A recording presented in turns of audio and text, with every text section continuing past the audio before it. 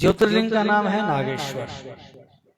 नाग का अर्थ आप समझ गए, नाग माने नाग सर्प, और ईश्वर जो उनके मालिक है नागेश्वर। भगवान महादेव नागेश्वर हैं और भगवती पार्वती नागेश्वरी। बोलो शंकर भगवान की जय। तो ऋषियों ने प्रश्न किया सूत जी से कि गुरुदेव, नागेश्वर ज्योतिर्लिंग की जो दिव्य कथा है प्रागट्य की, भगवान महादेव कैसे प्रकट हुए उसके बारे में प्रकाश डालें। सूत जी महाराज ऋषियों को नागेश्वर महादेव नाम का जो ज्योतिर्लिंग है उसकी कथा सुनाते हैं कि हे ऋषियों सुनो, एक राक्षसी जिसका नाम था दारुका, उसके पति का नाम था दारुक। दारुका भगवती पार्वती की बड़ी अच्छी भक्त थी और कई प्रकार के वरदान उसको मिले हुए थे पार्वती माता से।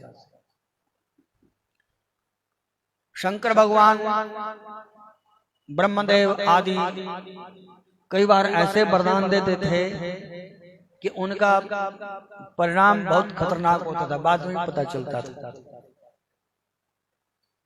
तो नागेश्वरी भगवती पार्वती ने उसको वरदान दिया हुआ था। तो अब वो वरदान पा करके उसके पास जब शक्ति आई तो उसका दुरुपयोग करने लगी, उसने हाहाकार मचा दिया। लोगों को बिना बात के परेशान करना, तंग करना, लूट-खसोट करना, मारना, प्रताड़ित करना, ये उसने शुरू कर दिया। जो भी धर्म कर्म होते थे उनमें हस्तक्षेप करना। अब सब लोग बड़े परेशान हुए, दुखी हुए।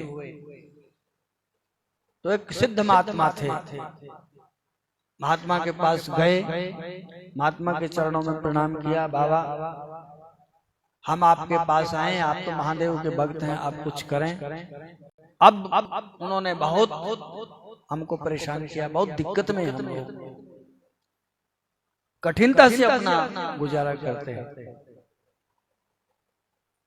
तो उन्होंने, महात्मा ने अपने तपोबल से उन राक्षस और राक्षसी को शाप दिया कि जितना भी ये स्थान है, इस स्थान पर यदि वो आएंगे तो जल करके भस्म हो जाएंगे। अब जैसे उनको वो पता चला तो उन्होंने वो स्थान तो परित्याग कर दिया। अब उसके पास एक दिव्य शक्ति थी, जिस स्थान पर रहते थे वो उस स्थान को उठा करके कहीं भी ले जा सकती थी। अब उसने एक वो छोटा सा जो धरती का टुकड़ा था, जो जंगल था जहां रहते थे, उसको उठाया वहां से और समुद्र के बीच में रख दिया।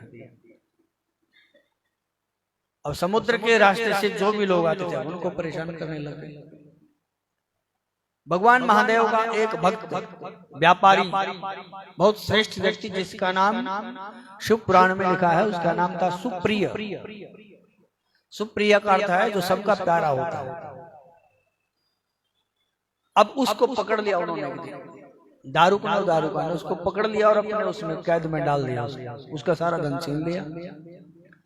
महादेव का भक्त था, उसके संगी साथी भी थे। तो संगी साथियों ने कहा कि क्या करना चाहिए, फंस गए, न आने के कहीं न जाने के।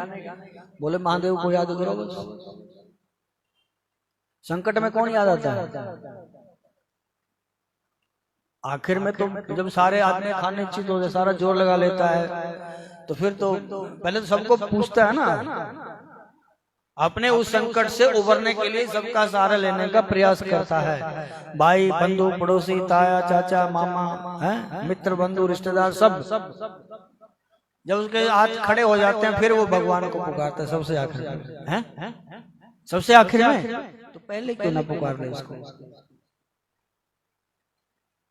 जब पता है तो पहले बोलो। तो सुप्रिया ने कहा कि भगवान महादेव पे भरोसा रखिए, बस आंखें बंद करें और भगवान महादेव को याद किया। भगवान महादेव को याद किया, जेल में भगवान प्रकट हो गए, कारागार में जहां उनको बंदी बना करके रखा हुआ था। भगवान महादेव प्रकट हुए और भगवान महादेव ने प्रकट होते ही पहले तो राक्षसों को साफ किया वहां से। उसके बाद भगवान ने वहां पे एक दिव्य मंदिर का निर्माण कर दिया अपने माया से।